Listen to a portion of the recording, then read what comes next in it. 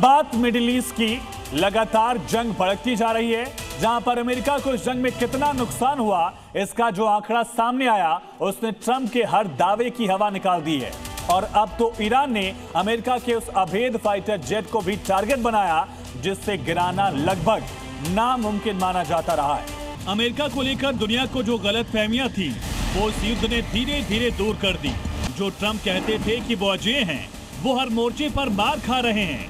जो ट्रंप दावा करते थे कि उन्होंने ईरान को तबाह कर दिया, वो अब तक हजारों मिसाइल हमले झेल चुके हैं। जो ट्रंप ऐलान करते थे कि ईरान बेदम हो चुका है, उसी ईरान ने उसके सबसे घातक हथियारों की हवा निकाल कर रख दी।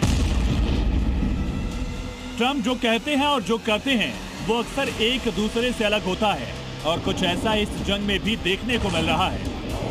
युद्ध के लगभग 21 दिन में हर रोज उन्होंने ईरान की बर्बादी के किस्से सुनाए। कल भी ऐसा ही कुछ कहा, जिसमें बोला कि ईरान का एयर डिफेंस तबाह कर चुके हैं। जिस वक्त ट्रंप ये दावा कर रहे थे, ठीक उसी वक्त आसमान में ईरान ने उसके या कहें दुनिया के सबसे घातक फाइटर जेट को उड़ा दिया। अमेरिका ये कभी नहीं मानता, इसीलिए बाकायदा ईरान ने इसका वीडियो जारी कर दिया।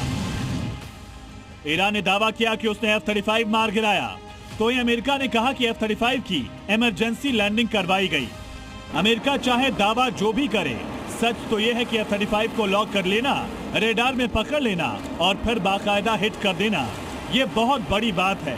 क्योंकि F-35 के लिए कहा जाता रहा कि ना तो इसे भेदा जा सकता है, ना ही रेडार पर आ सकता है। अमेरिका के लिए युद्ध में सिर्फ इतना ही झटका नहीं, बल्कि एक रिपोर्ट के मुताबिक अमेरिका जंग में अपने 16 एयरक्राफ्ट खो चुका है, जिसमें F-15 फाइटर जेट, एक KC-135, एक F-35 और 10 रीपर ड्रोन शामिल हैं।